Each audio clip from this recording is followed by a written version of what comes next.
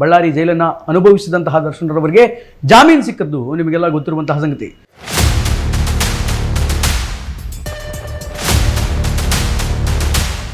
ಒಂದು ವೇಳೆ ಆಪರೇಷನ್ ಆಗಲಿಲ್ಲ ಅಂತಂದರೆ ದರ್ಶನ್ ರವರಿಗೆ ಪ್ಯಾರಾಲಿಸಿಸ್ ಅಟ್ಯಾಕ್ ಆಗುತ್ತೆ. ದರ್ಶನ್ ರವರಿಗೆ ಹಂಗೋ ಹಿಂಗೋ ಏನೋ ಒಂದು ಮಾಡಿ ಬೇಲನ್ನು ಕೊಡಿಸ್ಬಿಟ್ರು. ಕೊಲೆ ನಡೆದಂತಹ 48 ಗಂಟೆಯ ಒಳಗಡೆ ಎಲ್ಲ ಥರದ ಎವಿಡೆನ್ಸಸ್ಗಳನ್ನು ಕಲೆ ಹಾಕಿ, ಟೆಕ್ನಿಕಲ್ ಎವಿಡೆನ್ಸಸ್ಗಳನ್ನು ಕಲೆ ಹಾಕಿ ಚಾರ್ಜ್ ಶೀಟನ್ನು ತಯಾರು ಮಾಡಲಾಗಿತ್ತು. CV ನಾಗೇಶ್ ರವರು ಆ ಚಾರ್ಜ್ ಶೀಟನ್ನು ಬೇರೆ ರೀತಿಯಾಗಿ ಇಂಟ್ರಾಪ್ಟ್ ಮಾಡ್ತಾ ಇದ್ದಾರೆ, ಬೇರೆ ರೀತಿಯಾಗಿ ಆ ಚಾರ್ಜ್ ಶೀಟಿನ ವಿಚಾರಗಳನ್ನು ಡೈವರ್ಟ್ ಮಾಡ್ತಾ ಇದ್ದಾರೆ ಅಂತ ಹೇಳಿ it has to be operate ಅನ್ನುವಂತಹ ವಾದವನ್ನು ಮಂಡಿಸಿ ಹೆಲ್ತ್ ಇಶ್ಯೂವನ್ನು ಮುಂದಿಟ್ಟುಕೊಂಡು ಜಾಮೀನು ಪಡೆಯುವಂತಹ ಪ್ರಯತ್ನವನ್ನು CV ನಾಗೇಶ್ ರವರು ಮಾಡಿದರು. ಅದರಲ್ಲಿ ಯಶಸ್ಸನ್ನು ಕೂಡ ಕಂಡರು. ಮತ್ತೊಂದು ಟರ್ಮ್ಸ್ ಅಂಡ್ ಕಂಡೀಷನ್ ಹಾಕಿದ್ದೇನು ಅಂತಂದರೆ ಎವ್ರಿ ವೀಕ್ ದರ್ಶನ್ ರವರ ಹೆಲ್ತ್ ಚೆಕಪ್ ಅನ್ನು ಮಾಡಿಸಬೇಕು, ಅದರ ರಿಪೋರ್ಟನ್ನು ಕೋರ್ಟಿಗೆ ದಾಖಲಿಸಬೇಕು, ಕೋರ್ಟಿಗೆ ಕೊಡಬೇಕು ಅಂತ. ಜಾಮೀನು ಸಿಗೋಕ್ಕಿಂತ ಮುಂಚೆ ಆಪರೇಷನ್ ಆಗಲೇಬೇಕು ಅಂತ ಹೇಳಿದಂಥವರು ಜಾಮೀನು ಸಿಕ್ಕು ದರ್ಶನ್ ರವರು ಬಳ್ಳಾರಿ ಜೈಲಿನಿಂದ ಹೊರಗಡೆ ಬಂದ ಮೇಲೆ ಎಂಜಿಯೋಥೆರಪಿ ಆದರೆ ಸಾಕು.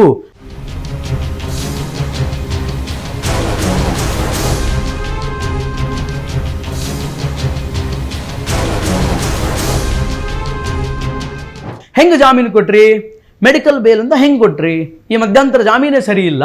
ಅದು ಯಾವಾಗ ಸುಪ್ರೀಂ ಕೋರ್ಟ್ ಮೆಟ್ಲೇರ್ತಾರೆ ಈ ಜಾಮೀನನ್ನು ಪ್ರಶ್ನಿಸಿ ಅಂತಕ್ಕಂಥದ್ದು ಗೊತ್ತಾಗಿಲ್ಲ. The most good news Darshan ಫ್ಯಾನ್ಸ್ಗಳಿಗೆ, ದರ್ಶನ್ ರವರಿಗೆ ಈ ಮಧ್ಯಂತರ ಜಾಮೀನು ಅಂತಕ್ಕಂಥದ್ದು ಏನಿದೆ ಇದು ಮತ್ತಷ್ಟು ದಿನಗಳ ಕಾಲ ಎಕ್ಸ್ಟೆಂಡ್ ಆಗಿದೆ. ನನಗೆ ಆಪರೇಷನ್ ಬೇಡ ಅಂತ ಹೇಳಿದ್ರು ಅವರು. ನನಗೆ ಆಪರೇಷನ್ ಮಾಡಿಸ್ಕೊಂಡ್ರೆ ಮುಂದೆ ನಾನು ಡ್ಯಾನ್ಸ್ ಮಾಡಬೇಕು, ಸ್ಟಂಟ್ ಮಾಡಬೇಕು, ಅದರಿಂದ ನನಗೆಲ್ಲ ಕಷ್ಟ ಆಗುತ್ತೆ. 6 ವಾರ ಆರಾಮಾಗಿ ಇದ್ಕೊಂಡು ನಾನು ಆ ಟೆಸ್ಟ್ ಮಾಡಿಸ್ತಿದ್ದೀನಿ, ಈ ಟೆಸ್ಟ್ ಮಾಡಿಸ್ತಿದ್ದೀನಿ ಅಂತ ಹೇಳಿ 6 ವಾರ ಆದಮೇಲೆ ಆಪರೇಷನ್ ಮಾಡಿಸ್ಕೊಂಡು ಮತ್ತೊಂದು 6 ವಾರ ಆರಾಮ್ ಬೆಡ್ ರೆಸ್ಟ್ ಮಾಡ್ಕೊಂಡು ಬಿಂದಾಸ್ ಆಗಿ ಮತ್ತೆ ಬಳ್ಳಾರಿ ಜೈಲಿಗೆ ಹೋಗಿ ಕೂಳಿದ್ರೆ ಆಯಿತು ಅನ್ನೋದು ಅವ್ರ ಪ್ಲ್ಯಾನು. ದರ್ಶನ್ ರವರು ಇಷ್ಟು ದಿನ ಮಾಡಿದ್ದು ನಾಟಕನ, ಅಥವಾ ದರ್ಶನ್ ರವರಿಗೆ ಬೆನ್ನೋವಿದ್ದದ್ದು ನಾಟಕನ, ಅಥವಾ ದರ್ಶನ್ ರವರಿಗೆ ಆಪರೇಷನ್ ಮಾಡಿಸ್ತೀವಿ ಅಂತ ಹೊರಗಡೆ ಕರ್ಕೊಂಡು ಬಂದಿದ್ದು ನಾಟಕನ? CV ನಾಗೇಶ್, ದರ್ಶನ್ ಪರ ವಕೀಲರಾಗಿರೋಂಥ CV ನಾಗೇಶ್ ಅವರು ಸುಳ್ಳು ವಾದ ಮಾಡಿ ದರ್ಶನ್ ರವರಿಗೆ ಬೇಲ್ ಬರುವಂತೆ ಮಾಡಿದ್ರ?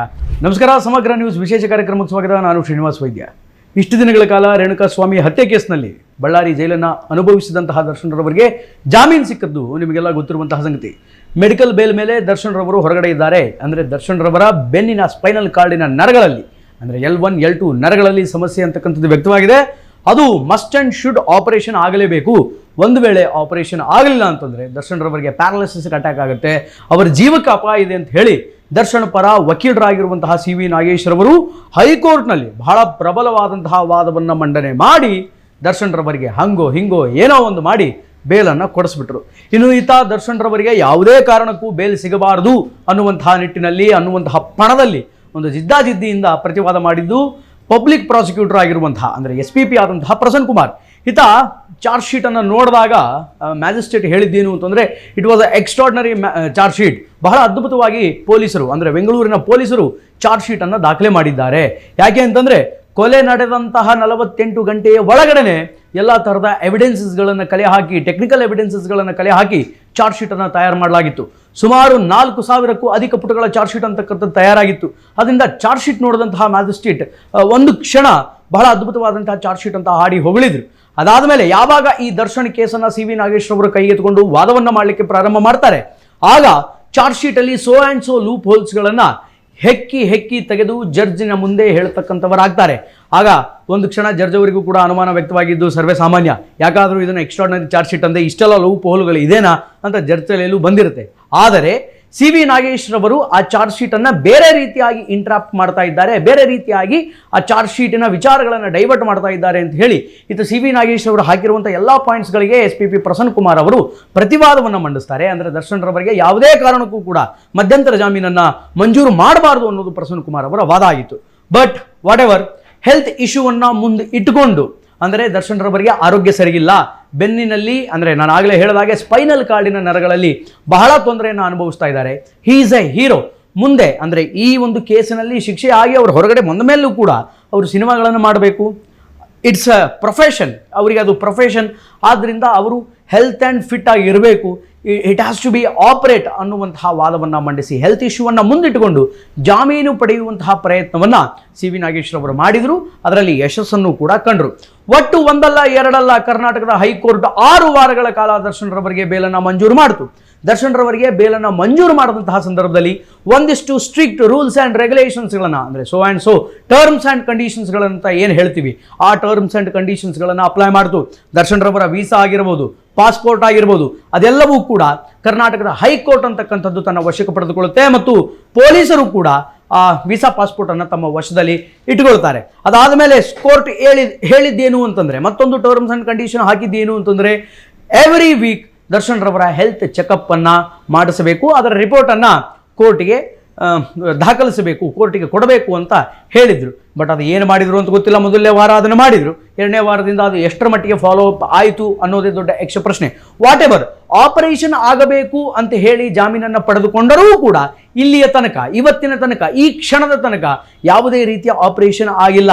ಬರೀ ಎನ್ಜಿಯೋಥೆರಪಿಯನ್ನು ಮಾಡಿಸಿಕೊಂಡು ದರ್ಶನ್ ರವರು ಮತ್ತೆ ಕ್ಯೂರ್ ಆಗ್ತಾರೆ ಅನ್ನುವಂತಹ ವಿಚಾರಗಳು ಜಾಮೀನು ಪಡೆದುಕೊಂಡು ದರ್ಶನ್ ಬಳ್ಳಾರಿ ಜೈಲಿನಿಂದ ಹೊರಗಡೆ ಬಂದ ಮೇಲೆ ಓಡಾಡಲಿಕ್ಕೆ ಪ್ರಾರಂಭ ಆಯಿತು.